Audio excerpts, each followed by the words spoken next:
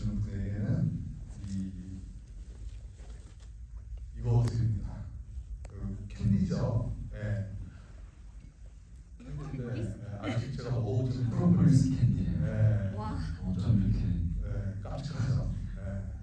굉장히 맛있어 보입니다. 네, 저도 아직 먹지 못했고요. 비키퍼 주의를 기념하시고 오늘 아침에 꿀물을 타고 왔습니다. 네, 그래서 그런 기운이 주의 때 여러분들에게 잘 전달됐으면 바람이고요. 원장님은 이 영화 비키퍼 어떻게 보셨나요? 제가 의뢰 받기 전부터 굉장히 관심 있게 보고 있던 작품이었고 이미 제가 의뢰 받기 전에도 해외에서 조니 프랜차이즈를 대신할 작품이라는 평이 잦아있어요. 그런데 그때는 많은 것이 공개된 시점이 아니었기 때문에 시놉시스를 찾아서 읽어봐도 한 2줄밖에 안 났어요. 분노한 양봉가가 빌런들을 처리한다. 이 정도 한 줄인 거예요. 그래서 양봉가가 사람 때려잡는 얘기가 조니 프랜차이즈의 법문 같다고 이런 평이 있어서 굉장히 궁금해했고 이게 저만이 아니고 한국에서도 여러 커뮤니티에서 굉장히 궁금해졌어요. 사실 제이슨 스타뎀이라고 하면 어느 정도 좀 스타일이 고착하게 있기도 하고 좋은 말을 하면 이분 자체가 어떤 장르거든요. 그런 배우인데 그분이 나왔는데 해외에서 평이 이렇게 괜찮다고 이래서 더 궁금했던 영화였고 영화를 봤을 때는 당연히 그런 생각이 들었어요. 저희 첫 편을 보던 생각이 많이 들었어요. 제가 첫 편을 엄청 좋아했거든요. 진짜 완전 왕팬이었는데 이 영화도 진짜 그냥 노박으로 가는구나. 아주 직진으로 가는구나 해서 시원하게 지르고 나중에 어떻게 되든 말든 그냥 질러버리는 영화로 가는구나. 그래서 굉장히 시원하고 좀 극장에서 보고 싶었어요. 제가 사실상 극장에서 못 봤는데 우리는 나만 흑백으로 보고 그래서 저도 극장에 가서 꼭 보고 싶고 극장에서는 제가 느낀 감흥보다 훨씬 흥미롭게 좋은 감흥을 느끼셨을 거라고 확신합니다. 굉장히 저는 재밌게 봤어요. 네, 사실 저도 원장님 입장에 공감하고요. 저도 흥미롭게 봤고요. 영화에 대해서 이제 잠시 간략하게 설명을 드릴게요. 이 영화가 지금 전 세계에서 1억 5,200만 달러의 수익을 올렸어요. 이렇게 되면 제작비가 한 3,400만 원 되면 속편 당연히 제가 들어가겠죠. 아마 이게 시작할 때부터 속편을 염두에 두고 시작을 한 것 같고요. 이 영화 이제 만든 분이 수어사이드 스쿼드라는 영화, DC 히어로무비, 퓨리라는 영화 만들었던 데이비드 에이어 감독이 만든 이분은 각본가라고 유명하죠. 여러분들 좋아하시는 분노의 질주 1편 각본을 이분이 쓰셨어요. 트레이닝데이라는 영화 각본을 쓰시고 근데 이 영화 비키퍼의 각본은 스커트 리머라는 사람이 있어요. 이퀄리브리엄이라는 영화 각본을 연출했던 분인데 이분 이 각본가의 개인적인 경험이에요. 늙으신 이모님이 독일에 살고 계시는데 홀로 입주 가족과 들어와가지고 그 계좌에 손을 댄 거예요. 그래서 그걸 다 털고 나가신 거예요. 그래서 늙으신 이모님이 무일푼으로 돌아가셨어요. 그래서 커피 이모가 더 열받은 거죠. 아니 힘없는 노인을 대상으로 이런 사기를 치는 사람들이 있다면 이런 사람들을 응징을 해야 된다라고 자기 상상력을 발휘해서 거기서 단충화돼서 이 영화를 개인적인 삶에서 만들었다고 이제 합니다. 아무래도 이제 영화가 말씀하실 때 조닉 얘기하셨는데 아무래도 조닉이랑 조닉 여러분들 보셨죠? 네. 그래서 조닉 시리즈가 약간 좀 연결되는 부분이 있고 좀 비교되시는 부분이 있는데 어떤 점에서 좀 받으셨는지 영화는 보시면서 일단은 조닉도 액션 영화고 비키퍼도 액션 영화인데 사실은 판타지예요. 조닉도 판타지 영화로 보시면 가깝고 그 킬러들의 세계가 있잖아요. 킬러들이 공격할 수 없는 호텔이 있다거나 무슨 그들을 지배하는 어떤 상부 구조가 있어서 전 세계에 있는 킬러 조직들을 관리하고 별별 그런 설정들 다 있잖아요. 근데 그런 게 사실은 해리포터를 보는 것처럼 판타지 같은 설정이거든요. 그런데 이 비키퍼라는 조직에 대한 설정도 좀 마찬가지예요. 이게 그냥 사회 정의를 집행하는 어떤 단독 결사라고 하기에는 거의 뭐 프리메이슨 느낌이 들 정도로 좀 신비로운 조직으로 보여지거든요. 그래서 단순 액션 영화가 아니고 판타지에 가까운 설정이 꼈다라는 것도 일단은 비슷한 점이었고, 그리고 제가 굉장히 좋아하는 설정 중에 하나가 악당들이 뭘 모르고 힘손진을 건드렸다가 박살나는 영화, 이런 걸 좀 좋아해요. 그런 거 통쾌하시는 분들이 은근히 있는 것 같아요.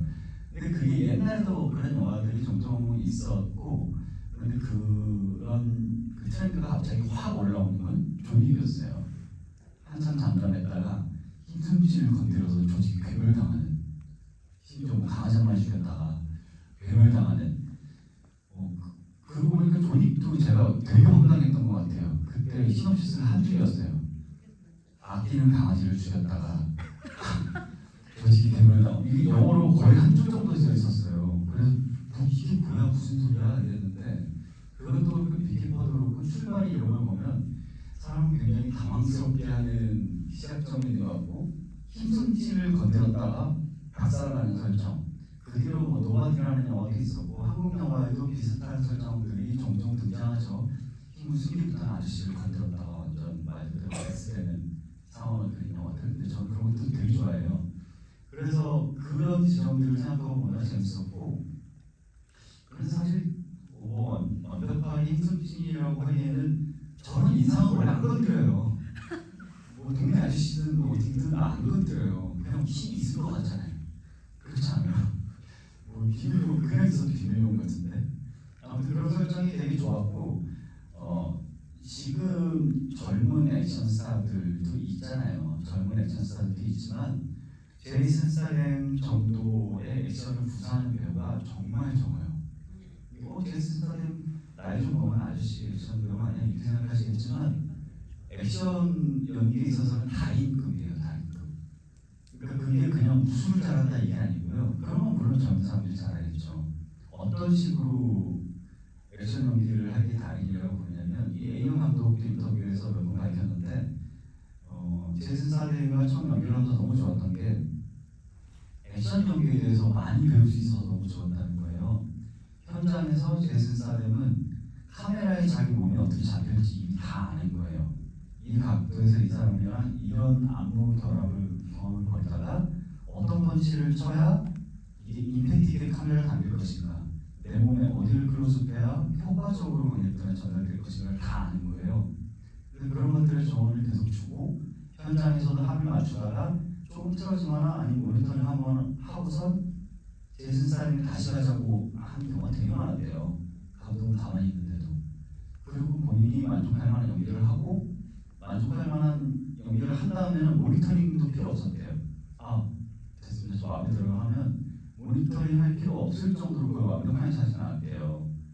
그러니까 그 정도 액션 기술을 사용할 수 있는 배우가 흔치 않고, 아까 제가 농담처럼 말씀드렸지만 지금 제이슨 스타뎀이라는 배우는 거의 하나의 장르잖아요.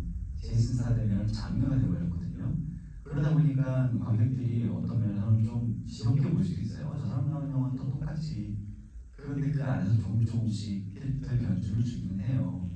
그 분노의 질주 홉센조스에 나왔던 거기 캐릭터도 그렇고, 그리고 스파이에 나왔던 캐릭터는 완전 허담 같은 캐릭터가 나왔었고, 본인 기본적인 캐릭터가 있는데 거기서 조금씩 변주를 준다는 게 굉장히 재밌죠. 여기서도 굉장히 과묵한 캐릭터, 평소에는 과묵한 캐릭터가 나오긴 하는데 이 정도로 과묵한 캐릭터가 나오는 건 또 오랜만인 것 같아요. 네, 말씀 설명 너무 잘해주셨고, 조닉이랑 약간 비교를 하자면, 물론 이제 조닉은 반려견이었고 여기는 이웃에 자기가 너무나 좋아하는 이웃이었던 그 노인이 죽은 다음부터 이제 시작을 하는 건 이제 비슷한데, 조닉은 어떻게 보면 큰 줄기로 보면 조닉이 최고의 상대로 복수를 하는 거잖아요. 그죠? 그래서 4편에 가면 복수가 이제 킬러를 계속 평당 한 100명씩 죽일 거예요. 그렇게 한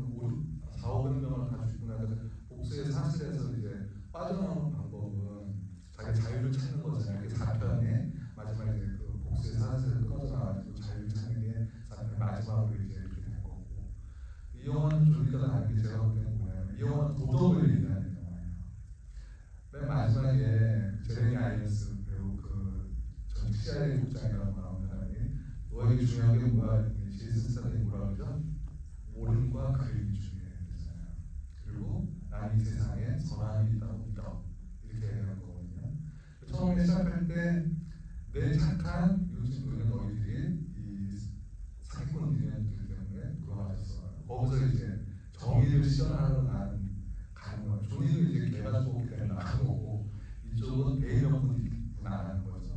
구성력이 일단 좀 다른 거 같고 그래서 여기는 조니 같은 경우에는 이게 시리즈화 될 생각 안 하고 그냥 1편 만든 거였어요.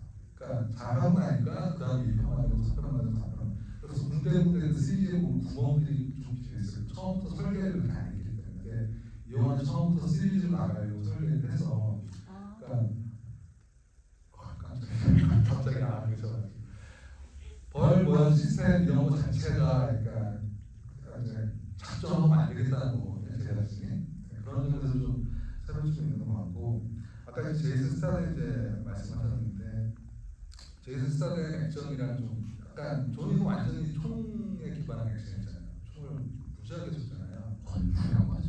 그렇죠. 건프라고 하죠. 근데 이 영화에서는 제이슨 스타드는 총 잘 안 쓰려고 그러죠. 주변에 있는 스태프를 찍고 막 그죠?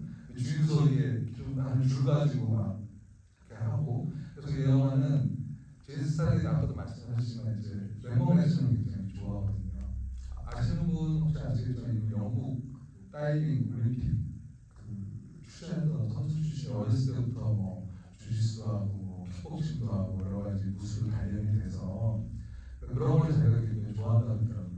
이 후반부쯤에 FBI가 올라갈 때 그런 대사 기억나시나요? 저는 어떤 FBI가 뭐 시키니까 저는 올림픽 선수 출신이 아니잖아요. 그런 거 하잖아요. 제이슨 스타든 얘기를 두고 얘기를 한 것 같아요. 그래서 조닉이랑 조닉 보시는 분들은 조닉이랑 좀 비교해 가면서 그리고 앞으로 이 영화가 시리즈가 될 가능성이 높은 것 같은데 나중에 2편, 3편 계속 나왔을 때도 같이 보면 처음부터 설계를 어떻게 하고 나가는지 이 제작진 측에서 그렇게 보시는 것도 좀 재미있는 감성 포인트가 되지 않을까. 방금 그 총 이야기 해주셨는데 이게 굉장히 재밌는 지적인 것이 실제로 이 영화에서 애덤 클레이가 총을 그렇게 많이 쓰지 않거든요.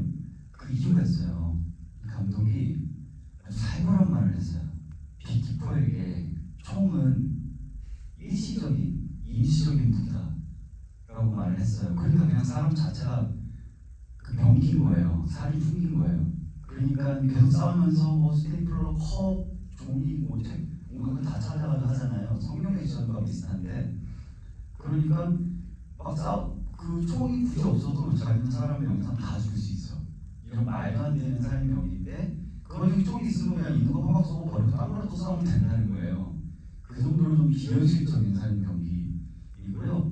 그런 컨셉이 좀 재밌어서 그럴까요? 여기 지금 질문을 올려주신 분 중에 그 제이슨 스타뎀이 연기를 제작에도 참여한 것인가요? 라고 말씀하셨는데 맞아요. 예, 프로듀서 중에 이름이 올라가 있고요. 은근 이 캐릭터에 애착이 있는 것 같아요. 애정을 꽤 느끼는 것 같아요. 심지어는 중간에 보면 FBI 파일을 이렇게 막 주시다가 애덤 클레이 파일이 쭉 지나가는데 생일이 1967년 7월 26일 이렇게 뜨거든요. 이게 제이슨 스타뎀 생일이에요. 자기 생일을 고려 써놨더라고요. 이게 뭐 스치는 잠깐이지만 제가 보기에는 애정감도 캐릭터한테 이렇게는 못할 것 같고요. 그래서라도 좀 후속편이 기대되지 않을까 이런 생각이 좀 들었어요. 네, 그때 질문하신 분 중에 그 초롱초롱 무진이 악을 처단하는 것도 좋지만 그 과정에서 선량한 사람을 많이 다친 것 같은데 도덕적인 인물로 봐주실지요. 제가 도덕적인 인물이라고 얘기하지 않고요. 그러니까 도덕에 대한 테마를 일단 좀 그렇게 좀 이해해 주시면 되고 너무 도덕적인 인물이 주인공은 아무도 영화 안 봐요. 그래서 그죠? 누가 스테이프를 지키고 막 이런 것들이 그 트럭에 이제 줄 묶여가지고 떨어지고 뭐 이런 것들 그리고 이것도 18세에 나온 걸로 알고 있는데 액션 영화치는 어쩔 수 없는 부분이 있다는 거 좀 감안해 주시면 좋고요. 번역가님이 작년에 그 번역 황석기라는 책을 내셨는데 그 책 뒤에 한번 읽어보세요. 굉장히 좋은 내용이 많고요. 거기 보면 자막의 어투를 결정하는 커다란 기준들 가운데 하나는 캐릭터다. 캐릭터의 배경과 성격 등 여러 가지를 고려했을 때 그 캐릭터가 승직한 어투로 설명하려고 노력한다. 이렇게 하셨는데 제이슨 스타뎀 같은 경우는 좀 어떠셨는지 여쭤볼게요. 제이슨 스타뎀이 나오는 영화를 제가 많이 번역하기도 했고 아까 말씀드린 것처럼 캐릭터 그렇게 다르지 않아요. 그리고 약간씩의 변주가 있을 뿐이고 그렇게 다르지 않은데 여기서는 특히나 또 과묵한 편으로 나오죠. 그러니까 처음에 그 아주머니랑 대화하는 톤과 나중에 악당들과 얘기하는 톤은 뭐 당연히 다르겠어야 할 것이고 앞에는 당연히 부드러운 톤을 쓰려고 조사 같은 것들도 부드럽게 쓰려고 어미도 부드럽게 쓰려고 노력을 하는 편이고 뒤에도 그렇게 쓰죠. 그런데 일단 톤을 결정할 때 아까 말씀하신 것처럼 캐릭터가 가장 중요하잖아요. 그러니까 가령 이런 거예요. 여기 나온 이 악당 이 조시 허천슨 대렉이 굉장히 경박하잖아요. 사람이 약쟁이고 이런 애들의 자막에는 막 그런 게 나와요. 같은 욕을 하더라도 막 뭐 조시랑 막 이런 거 이런 욕이 나오는데 여기서 에동크는 조시가 이런 말을 안 쓴다는 거죠. 똑같은 험한 말을 쓴다고 하더라도 쟤는 씀직한 말이고 이 사람은 안 씀직한 말이야 같은 것들을 좀 구분하는 편이에요.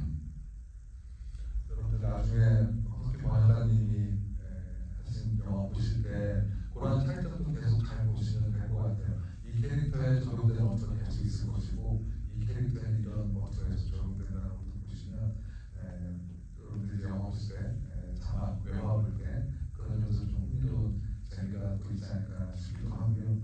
제이슨 스타렘 같은 경우에는 이분이 그 1998년도에 가이리치 감독의 룩스타임 투 스모킹 밸런스를 데뷔했으니까 그건 26년 되신 거죠.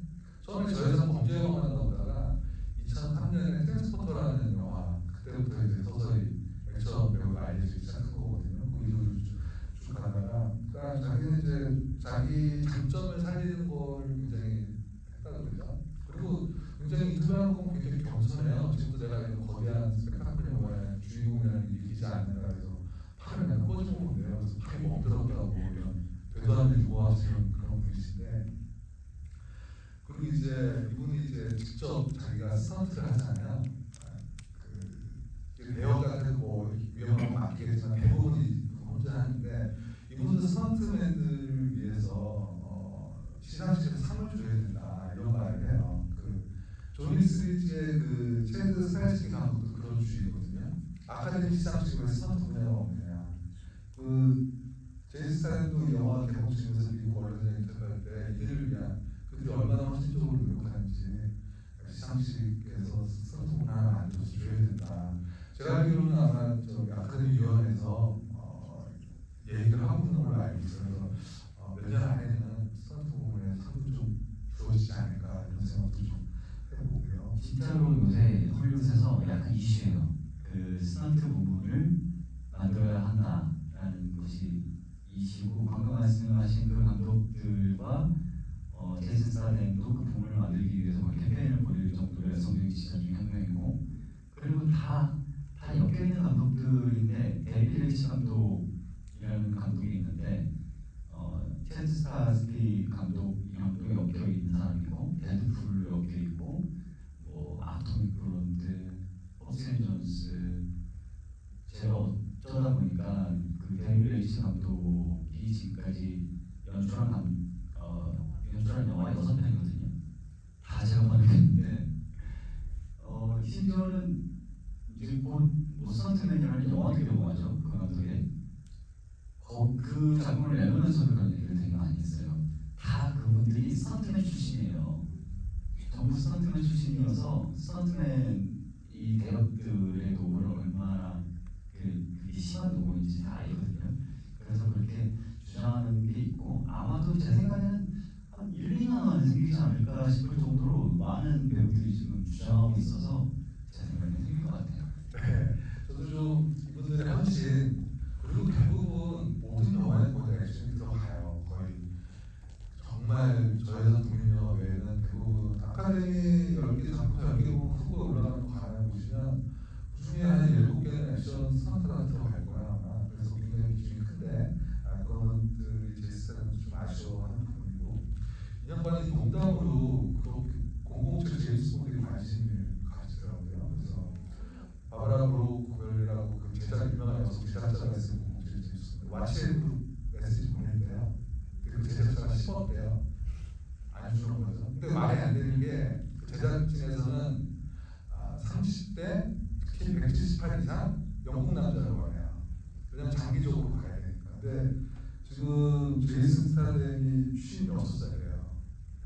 그 트라이앵글 뉴스 있는 책이 나오는데 56인데 이 빅키퍼만 한 3편까지만 가도 60전에 나와야 되는데 이분이 제임스 본드에 관심을 갖는지 그래서 영국 배우들한테는 제임스 본드는 하나의 굉장히 좀 상징적인 캐릭터인 것 같기도 하고 지금 뭐 에단 존스인가 그 퀵실버 그 나왔던 친구가 블레이드 트레인 그 친구가 거의 된 것 같은데 분위기 나오는 여자 배우고요.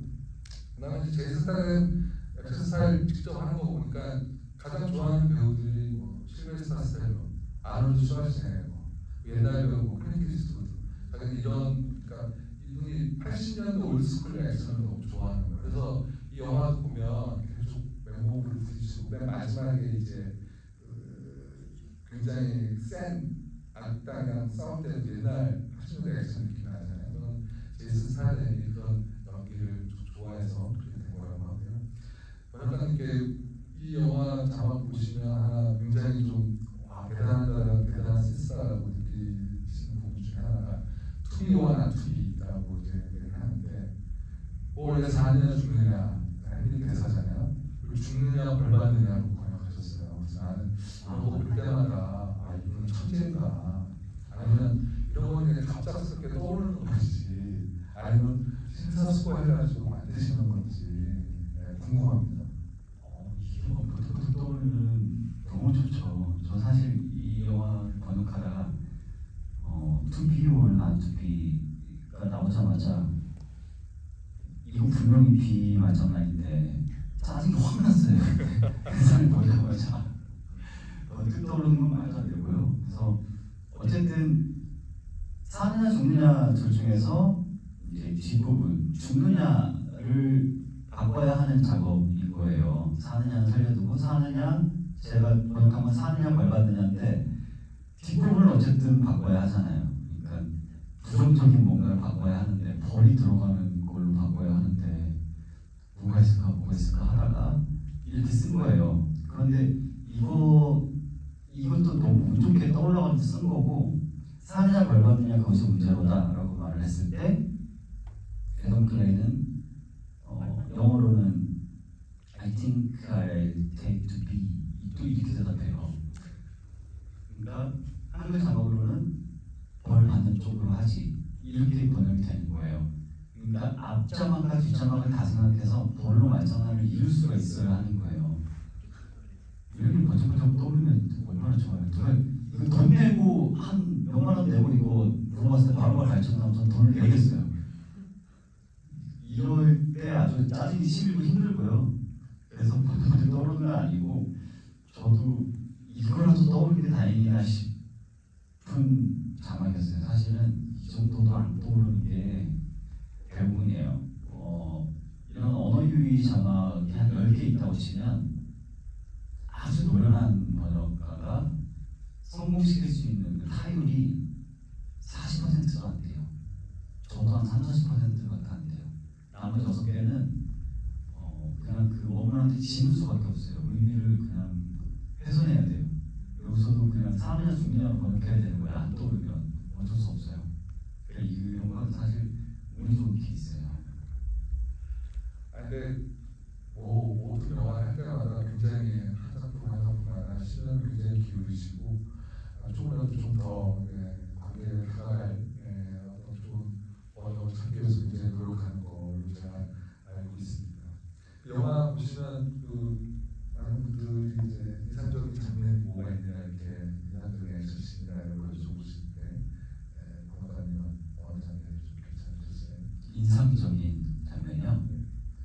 인상적인 장면은 일단 악당들이 양봉하는 곳으로 찾아와서 그 창고 같은 곳에서 싸우는 장면 있잖아요. 그래서 하나하나 처리하는 장면이 저는 제일 쾌감이 있었고, 그리고 가장 인상 깊었던 한 씬을 꼽으라 그러면 아까 말씀하셨던 줄 묶어서 다리에서 이렇게 날아가는 장면이죠.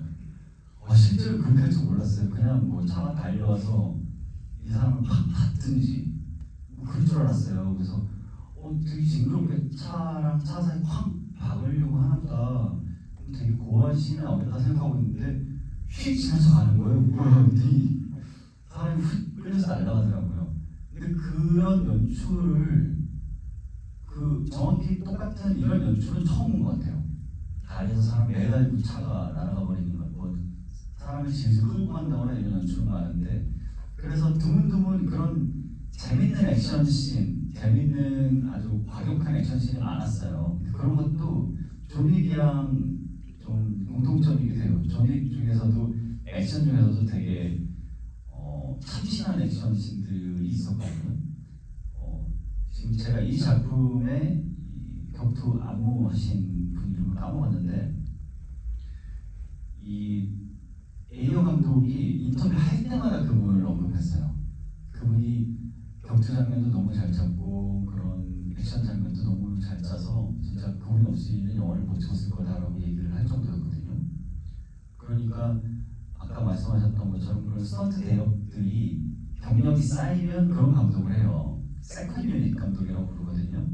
감독이 현장에 없을 때는 실제로 그냥 촬영을 담당하기도 하고요. 감독이 있을 때는 스턴트 같은 것들을 맡아요. 세컨 유닛은. 근데 그 세컨 유닛 감독이 스턴트맨들이 경력이 쌓였을 때 하는 감독이에요. 그러니까 뭐 데빌 레이지나 뭐 제드 스타스트리크나 이런 감독들이 스턴트맨에서 이렇게 올라오는 감독들이 얼마나 그런 액션씬의 이해도가 높겠어요. 근데 이 영화도 그런 참신한 액션씬들이 많아서 보는 재미들이 있는 것 같아요. 네, 저도 이제 말씀하신 부분 다 재밌었고, 제가 약간 인상적이었던 거는 아까 어떤 분께서 키 비퍼라는 분이 주유소 습격작전에 실패한 후임 비키퍼가 너무 약해서 허무했다는 취지로 말씀하셨는데, 약간 좀 허무할 수 있죠, 그죠? 네. 근데 저는 그게 왜 인상적이었냐면은 저는 그게 이 영화에 꼭 필요한 장면이라고 생각을 해요. 왜냐하면 아까도 얘기했지만 킬링 유니버스를 구축을 해야 되는데 이 편에서는 무슨 얘기가 나오고 있어요. 또 다른 비키퍼들이 계속 제이슨 스타덤을 공격하러 나오는 거예요. 그 중에 하나가 이제 보여줄 거죠. 그죠? 그리고 미니건을 쏘는데 뭐 1초에 뭐 100발씩 나가는 걸 쓰고 다니는 그런 화력 좋은 그 손가락 자르는 것도 보여요. 비키퍼 걔네들이 공유하는 데 가가지고 무기까지 하려고 자기는 은퇴했으니까 적응이 안 될 거니까 손가락 자르시면 돼가지고 들어가는 거잖아요. 그래서 앞으로 존윅 시리즈만 하는데도 어마어마한 표현들이 붙어가지고 피아노를 수가 많잖아요. 그러니까 이것도 앞으로 그들 또 다른 비법을 그 비슷한 레벨의 그걸로 푸는 액션 잘하는 배우들과 함께 계속 겪으면서 더 1편보다 더 계속 점진적으로 세게 나가지 않을까 그런 생각이 들었습니다. 이 영화를 만든 자가 미라맥스인데, 미라맥스에서 그것도 제가 번역했던 작품인데 젠틀맨이라는 작품이 있었어요. 가이리치 감독의 젠틀맨이라는 작품이고 영국의 조폭들 나오는 영화거든요. 정말 재밌어요. 보세요. 흥행이 잘 안 됐는데 정말 재밌는 영화고, 미라맥스에서 원래 그런 영화들을 잘 만들어요. 막 수컷 냄새 풀풀하고 막 땀내 나는 이런 느와르까지는 아니지만 느와르를 긴자한 대중 성인 영화, 액션 성인 영화를 잘 만드는 편이에요. 그래서 최근에 젠틀맨 같은 경우는 넷플릭스로 IP가 완전히 판 건 아닌 것 같고 드라마 판권을 판 것 같아서 드라마로 제작되기도 했죠. 그런 걸 생각하면 비키퍼도 후속이 영화로 나올 것 같긴 하지만 영화로 나오든 아니면 그게 아니어도 최소한 드라마 IP로라도 개발될 만한 여지가 너무 충분하다라는 생각이 들고요. 미라맥스에서 그런 것들을 요새 잘하고 있는 것 같고, 저 개인적인 바람으로는 이 편들이 감독이 해줬으면 좋겠는데, 전작들이 유명한 수사이드 스쿼드 굉장히 호평을 받긴 했지만 이 감독은 굉장히 억울했죠. 편집본이 6개다. 원원에서 간섭을 너무 해가지고 내 뜻대로 못했다. 그래서 확장판을 냈는데 확장판도 내 맘대로 못했다. SNS에서 싸우고 난리가 났었죠.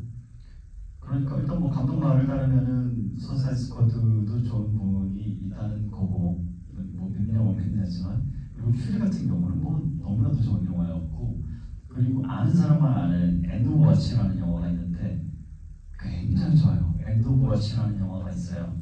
그 남자 둘이 나오는 아주 땀내 풀풀 나는 경찰 영화인데 그 영화 정말 좋습니다. 그런 식의 좀 살벌하고 과격한 남성 영화를 잘 만드는 감독이에요. 그래서 이 영화를 처음에 대본을 보고 영화로 개발하려고 생각했을 때 내가 잘하는 건 퓨리 이런 영화처럼 그런 땀냄새 물씬 나는 피범벅의 영화들인데 지금 미러맥스에서 나한테 요구하는 거는 그래도 대중영화 쪽으로 클립을 이동했으면 한다라는 입장이었거든요. 그래서 이 감독이 처음에 굉장히 많이 연구했던 게 그런 거였대요. 아까도 예전에 봤던 영화들의 액션 같은 것들이라고 말씀하셨잖아요. 진짜로 그런 게 이 감독이 옛날 영화들을 보고 되게 많이 연구했어요. 관객 그 층을 넓히고 싶었대요. 퓨리나 엔더워치 같은 영화는 사실 진짜 그런 센 영화들 좋아하는 사람이 아니면 잘 안 보려고 해요. 그런데 이 영화는 처음부터 타깃이 관객층이 넓었기 때문에 그 폭을 넓히는데 폭력적이고 액션이면서도 관객층이 넓은 영화들을 떠올리면 8, 90년대예요. 8, 90년대 그런 영화들 전성기 시절. 그래서 이 감독도 다이하드나 리셀 웨폰 같은 영화들을 갖다 놓고 연구한 거예요.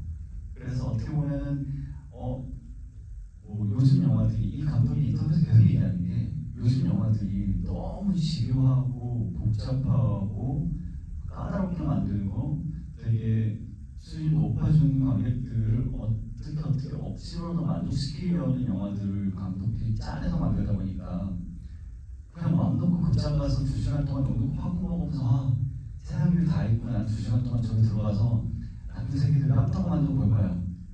이런 영화가 없다는 거예요. 그래서 이 사람은 단순히 관객층도 넓히고 아주 영화 그 80년대 90년대에 추구했던 영화의 본연적인 재미, 액션 영화의 본연적인 재미를 주기에 굉장히 노력했던 것 같아요. 그런데도 지금 천불이 나올 정도였단 말이에요. 이 사람은 본래 자기 스타일이기 때문에 그럼에도 좀 고어하게 나온 부분들이 있는 거예요. 좀 센 부분들이. 만약에 다른 감독이었다 그러면 훨씬 더 산뜻하게 했을 것 같아요. 근데 저는 개인적으로 좀 센 영화들을 좋아해서 굉장히 비중을 잘 맞춰 나온 것 같아요. 네, 동의하고 아까 주유소 장면에 여성 킬러가 어떻게 죽는지 아시죠? 꿀 맞아가지고. 근데 이 영화 계속 꿀을 강조하잖아요. 네. 비키퍼 제목도 비키퍼고 그리고 이 영화에서 이제 짤막하게 설명은 되긴 하는데 이게 정말 이제 너무 과학적인 얘기이기 때문에 전 세계 현대 장군의 3분의 1 고충이 이제 꽃가루 바이징 활동으로 이제 열매를 맺게 하는 거죠. 그 역할하는 곤충의 80%가 벌이에요. 그러니까 근데 벌이 사라지면은 식량이 이제 구할 수가 없고, 그래서 꿀벌이 사라지면 인류가 멸망한다는 말이 있어요. 그런 책도 나와 있고, 그러니까 양봉가가 얼마나 중요한 직업이에요. 양봉가가 있기 때문에 그 벌이 다 활동할 수 있게끔 해주기 때문에 물론 이제 꿀도 이제 멋지지만 그래서 감독이 계속 자기는 이 거대한 신화가 너무 좋다는 거예요. 그래서 거기 이제 킬링 유니버스를 이제 비유를 해가지고 유화물을 만드는 것 자체가 굉장히 좀 신선하게 좀 다가왔고 아까 말씀드렸지만 조이과는 다르게 처음부터 세팅 자체를 이런 시스템적으로 해서 앞으로 가지치기하는 모습 펼쳐나가는 것들이 굉장히 기대가 되는 부분이 있다고 말씀드리고요. 누가 봐도 평범하고 멀쩡한 양봉은 아니잖아요. 첫 씬에 입고 나온 옷이 눈치채신 분들도 있으시겠지만 펜싱복이에요. 펜싱복에 여기 벌집 마크만 몇 개 박혀있고 어느 이상한 양봉가가 펜싱복을 그걸 쓰고 전투태세를 취하고 지금 양봉을 하고 있잖아요. 말벌을 잡으러 간 거였지만 그런 것부터가 일단 힘숨지이 아니에요. 대놓고 힘센 캔들. 네, 그래서 아까도 어떤 제이슨 스타일의 연기 뭐 좋다고 하시는데 아무래도 이런 육중한 그리고 이제 맨몸 액션에 대한 그런 것들은 보통적으로 관객들 액션을 좋아하는 분들은 굉장히 마음에 들어하지 않나 이런 생각이 들고요. 원장님께 하나 여쭤보고 싶은 건 이제 책에 보면 이런 부분이 있습니다. 나는 밈을 수집한다. 방송 유행어, 인터넷 B급 유머, 해외 밈 등 알려진 거의 모든 밈들을 찾으려고 노력을 한다. 혹시 최근에 수집한 밈 중에 이 영화에 적용됐으면 더 좋을 것 같기도 하고 이 영화에 적용 안 될 때도 최근에 본 밈 중에 관심 있게 지켜보고 있었던 거 있으신가요? 저는 거의 모든 밈을 많아서 그래서 어떤 분은 저한테 제 지인 중에 쇼폼 중독자라고 도파민 중독자라고 그러는데 쇼폼의 그런 트렌드가 일단 가장 밝으니까 계속 보게 되는데 요즘에 제일 재밌게 본 그림은 그거였어요. 제가 써먹을 수 있을지 모르겠는데 이 영화에 일단은 그런 것들을 써먹을 만한 건 없었고 최근에 재밌는 그림은 그거였어요. 못 말리는 아가씨. 이거 아시는 분 있어요? 지금 아마 잘 없을 텐데 그분 누구죠? 그 개그맨 중에 일본 그 호스트 캐릭터 잡으셔가지고 다나카 예 그분 새로운 캐릭터 있거든요 요즘에 새로 나오는 노래가 있어요. 일본의 어떤 여성 손님들을 모시는 집사 캐릭터를 하고 있어요 요즘에는 기억을 잃은 다나카라고 해가지고 그래서 노래도 발표했거든요. 못 말리는 아가씨라는 노래를. 근데 가사가 진짜 너무 오그라들고 막 너무 힘들어요 듣기가. 근데 지금 젊은 층에서는 되게 유행하거든요. 그 가사 등을 보면 가령 이런 게 있어요. 뭐 빨리 주무세요 빨리 주무세요 이런 이야기 반복하다가 지금 자지 않으면 고운 얼굴이 다 무너진다고요. 이런 게 있어요. 되게 닭살 돋죠. 고운 얼굴이 다 무너진다고요. 이게 가사인데 만약에 제가 뭐 밈을 쓴다, 자막에 밈을 쓴다라고 하면 그런 건 쓸 수 있는 거예요. 똑같은 영어 문장에 너 지금 피부가 다 망가지고 있어. 이런 영어 문장이면 고운 피부가 다 무너진다고 이렇게 쓸 수 있는 거예요. 그래서 제가 종종 자막에 밈을 넣는 방식에 대해 설명할 때 종종 쓰는 것이 드는 예시가 그거예요. 마블 영화 이터널스에서 마동석 배우가 날린 뺨따구 같은 방식으로 밈을 사용해야 한다고 말을 하거든요. 마동석 배우가 괴물이 날려들었는데 뺨따구를 뻥서 날아가는 장면이 있어요. 해외 관객들이 그 장면을 딱 보면 와 마동석 개쎄 뺨으로 괴물을 날려버렸어 이러지만 한국 관객들은 마동석이 괴물을 뺨으로 딱 날려들자마자 우와 이러잖아요. 저거 마동석 캐릭터야 하잖아요. 그러니까 자막에서 밈을 쓸 때는 그렇게 써야 돼요. 아는 사람들은 우와 이래야 하지만 그 밈을 전혀 모르는 사람들이 왔을 때도 당연히 이렇게 납득하고 봐야 하는 거예요. 제가 무슨 아무도 못 알아들을 유행어나 밈 같은 것들을 함부로 쓸 수 없어요. 또 재밌는 밈 중에 하나는 부산 사투리 밈 이런 거 되게 유행하는데 시대학 이런 것 때문에 말도 안 되는 부산 사투리 밈이 있어요. 뭐 싹불바 이런 게 있어요. 뭔지 모르시는 분들은 몰라도 돼요. 싹불바 이런 밈이 있는데 제가 자막에다가 너 오늘 싹불바 이렇게 썼어요. 아무도 모르는 거예요. 그 밈을 아시는 분들은 웃겠죠. 근데 모르시는 분들은 저게 뭐야 하실 거란 말이에요.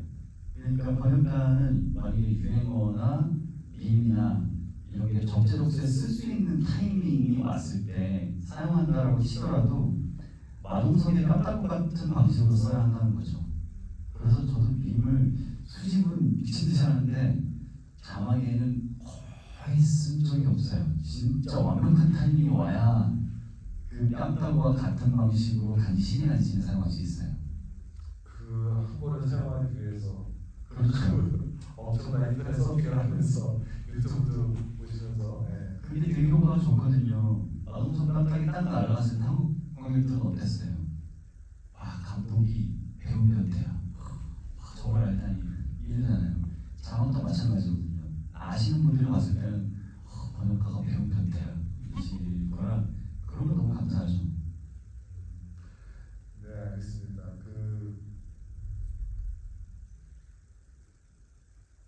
여기 아까 어떤 이병희 씨께서 약간 많이 액션 영화가 떠오르더라고요. 이퀄라이저라든가 본시리즈라든가 좀비도 그렇고 이런 액션 영화의 틀을 깰 수 있는 영화가 나올 수 있다고 생각하시나요? 라고 하셨는데 번역가님께서는 어떠세요? 기존의 액션 영화의 틀을 깨는 또 새로운 신상 일단 지금 현세대에서 액션 영화 최강은 존윅일 거예요. 존윅의 아성을 넘을 수 있는 영화들이 사실상 거의 없고요. 그 영화는 액션의 모든 걸 다 담고 있는 영화라고 봐도 될 거예요. 그런 액션 스턴트로 성장한 감독이 크고 이름이 빅뱅에서 굉장한 버짓으로 자기가 알고 있는 모든 스턴트 지식을 다 동원해서 내 로망을 모두 다 퍼부어서 만든 영화거든요. 그러니까 스턴트 덕후가 만든 액션이기 때문에 그걸 넘기기 쉽지 않을 거예요, 사실. 그런데 그 전까지도 인상적인 액션 영화들이 계속 와 있었잖아요. 여기 와서 하시던 이퀄라이저도 그렇고, 사실 이퀄라이저도 굉장히 잠깐 액션이었지만 그 전에 굉장히 스타일리시했던 이퀄리브리움 같은 영화도 굉장히 이슈가 많이 됐었고, 액션씬으로 각 시기별로 있죠. 지금에서 가장 각광받는 액션은 호불호도 살짝 갈리긴 하지만 조닉에 나왔던 영화처럼 육중하고 아주 느리고 모든 씬을 프레임에 다 잡고 편집으로 사기치지 않는 액션씬이 유행하는 시대이긴 해요. 그런데 이 영화에서는 그것보다 좀 다른 식의 접근이에요. 제이슨 스타뎀이 아까 제가 처음에 말씀드린 것처럼 굉장히 영리하다고 했잖아요. 어떻게 카메라에 내가 담겨야 효과적으로 액션이 전달될 수 있다는 걸 아는 배우라고 했잖아요. 그런 것들을 아주 극대화해서 만드는 영화들이 있다면 조닉이랑은 또 다른 매력으로 느껴질 수 있을 것 같아요. 그런데 언제나 그렇게 한 가지를 골수로 파는 변태들이 있어서 그런 영화는 언제고 나올 것 같아요. 또 조닉의 아성을 깨는 어떤 액션들이 나오기 시작하겠죠. 저도 근데 이 질문을 너무 좋은 질문이어가지고 아까 읽자마자 곰곰이 한번 생각해봤거든요. 지금 막.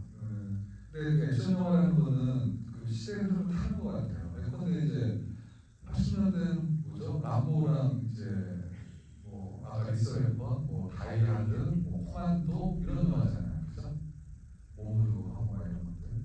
그리고 뭐 90년대 뭐또 이제 그런 것들이 좀 계속 시리즈화되다가 이제 2000년대는 이제 하이프 뭐 약간 뭐 꺾이는 그런 식도 하고 있다가 그러다가 또 2008년에 아이언맨 나와서 슈퍼히어로 무비요. 그다음에 그 초보 영화 같은 경우는 초보 영화 007 다 죽어갈 때 이제 본 시리즈 나와가지고 정말 새로운 형태의 냉전이 끝난 이후에 초보 영화 나오고 본 시리즈잖아요. 그죠? 그다음에 조닉 같은 경우에도 그냥 그 초벽에서 나왔던 신기원을 일주잖아요. 총으로 저렇게까지 쏴내면서 그 액션을 펼친다는 것 자체가 그래서 어떤 시대를 타는 게 아닌가. 그런데 슈퍼히어로 영화도 우리가 그 엔드게임 때까지만 하더라도 정말 영원히 갈 것 같았잖아요. 근데 지금 뭐 마블 영화 재밌게 보시는 분 거의 별로 없잖아요. 이제. 네티즌 주식. 그 예전에 한 7년 전인가 그 스티븐 스필버그 감독이 그랬어요. 그 슈퍼히어로 무비는 서구처럼 사라질 것이다. 왜냐면 이렇게 한때 유행을 하는 것들은 오래 지속되지 못하고 언젠가 그 유행 지나가면 이제 서구처럼 사라진다. 그때 케빈 파이가 뭐라 그랬냐면 그래 사라져도 우리는 서구부터 한 4, 50년 했으니까 슈퍼히어로 무비부터 한 4, 50년 갈 거야. 대수롭지 않게 얘기했거든요. 근데 뭐 4, 50년이 뭐예요 지금 10몇 년도 넘어가다 보니까 지금 제프리 지쳐가지고 그 방대한 세계관 어떻게 수습할지도 모르고 거기 그 캐릭터에 맞는 배우 캐스팅 하기도 좀 급해하고 있고 멀티버스가 너무 또 이렇게 다층적으로 되다 보니까 스토리 따라가는 것도 힘들고 진입장도 높아지고 그러니까 이러한 뭐랄까 아까 액션 영화의 틀게는 또 새로운 액션 영화가 뭐 나올 수 있는 것들 그러니까 같은 맥락으로 어떤 영화들은 그 시대의 흐름에 맞게 또 거기에 관객층의 어떤 변화하면서 영화의 운명도 장르의 운명도 변해가는 게 아닌가라는 그런 생각을 잠깐 해봤어요. 질문하신 분이 너무 좋은 질문을 해주셔서 번역가님과 저희가 한 번쯤은 여러분들도 한번 생각을 한번 해보세요. 네, 그런 점에서.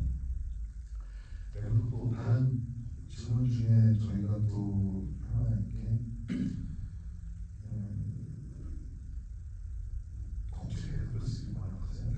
번역하시냐고 어떻게서 여쭤보셨는데 비밀인가요?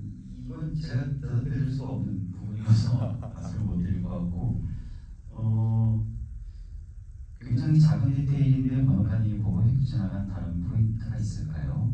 이런 사실 제가 좀 희한하게 봤던 건 그거였어요. 비키퍼 본부에서 막 이렇게 거기 오퍼레이터들이 우선 받고 보내고 하는 장면인데 컴퓨터 모니터를 CRT를 쓰는 거예요. CRT 뭔지 아세요? 이렇게 뚱뚱한 모니터 있어요. 브라운관 있는 모니터. 뭐지? 지금 왜 최첨단을 써도 모자라는데 왜 저런 걸 쓰고 있지? 이렇게 생각을 해서 뒤져봤어요. 뒤져봤는데 이 영화가 원래 2003년 정도부터 계속 제작이 되려나 말고 이러던 영화예요. 그래서 이미 그때 구입해놨던 소품도 있는 거예요. 예산을 그냥 썼대요 그걸. 굉장히 지금 봤을 때는 당황스러운 설정 같기도 하잖아요. 이 CRT 모니터라고. 근데 오히려 좀 그렇게 뭐랄까요, 최첨단 설비가 아니고 그런 것들이 나오다 보니까 더 좀 신기한 분위기가 있는 것 같아요. 판타지처럼 조직에서도 약간 그런 설정들이 있잖아요. 무슨 뭐 오퍼레이터들이 전화로 돌려가지고 심판에 뭐 쓰고 이런 설정들이 있단 말이에요. 킬러드 세계에서 그런 것들이 보이는 것처럼 제가 봤을 때 좀 희한하게 좀 신비롭고 재밌게 봤었어요. 번역할 때는 제가 번역에서 아주 작은 디테일 같은 거면 그런 거예요. 처음에 그 경찰들이 돌아가신 할머니 집에 다 와가지고 있다가 제 순서대로 체포하잖아요. 체포하고선 나중에 막 캐물을 때 여기 뭐하러 온 거야? 당신이 여기 뭐하러 왔어? 그러니까 꿀단지를 갖다 드리러 왔습니다. 이렇게 말을 하잖아요. 그런데 이때 원래 번역은 저 혼자 하는 게 아니고 제가 의견도 다 드리고 또 피드백도 주시고 같이 상의하고 하면서 최종본을 뽑아요. 처음에 들었을 때 피드백이 그렇게 온 거예요. 꿀단지가 좀 어색하다고 하시는 거예요. 꿀을 갖다 드리려고 왔습니다. 이렇게 번역을 했으면 하는 피드백이 온 거예요. 근데 그렇게 할 수 없는 이유도 있어요. 번역가가.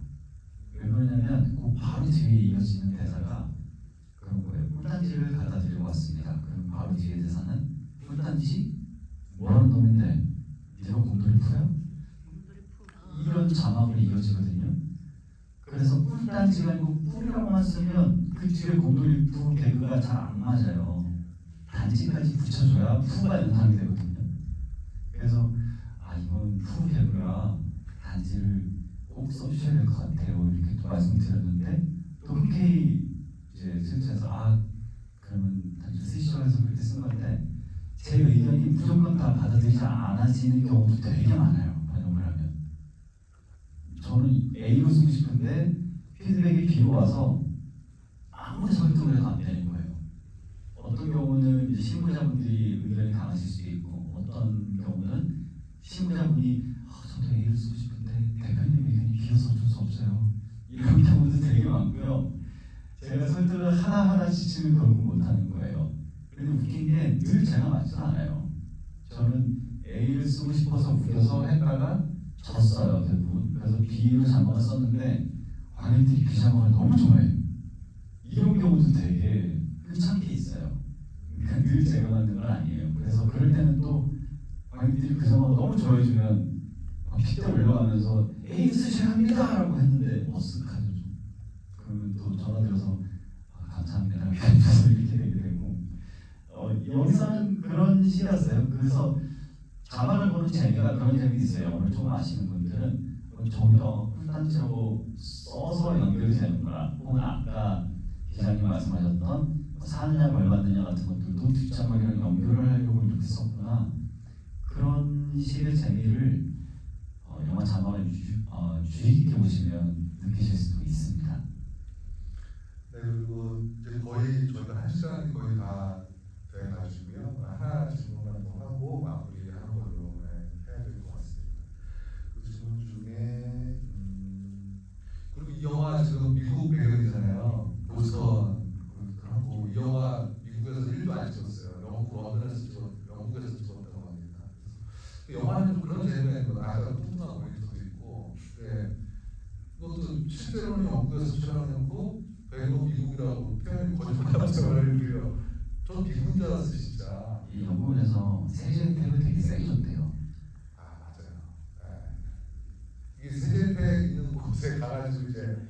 하나도 이제 거기서 촬영을 많이 하는 게그 세계백 주는 그 나라의 그 주에서도 많이 주는 데가 있거든요. 그래서 그런 것처럼 거기서 오는 또 신선한 재미 같은 거 그런 것들이 있는 것 같고요. 그다음에